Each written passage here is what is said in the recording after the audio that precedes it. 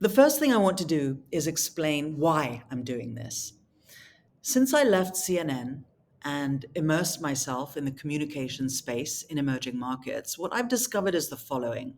First of all, hiring PR and communications teams are very expensive and sometimes prohibitive to some really fantastic companies in various African countries and other emerging markets. And that's not fair. Why should someone not have their story told because they can't afford access to expertise like I and my team have and many other excellent PR firms? So, number one, those firms can be extremely expensive. For startups, just completely inaccessible. How do you write a good press release? How do you craft an idea that would be interesting to a journalist? You need expertise for that. Okay.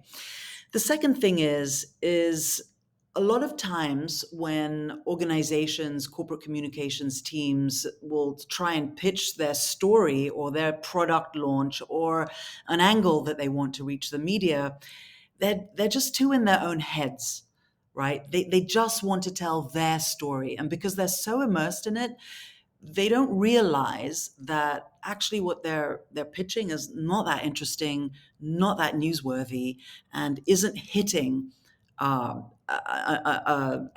trajectory of interest in a newsroom.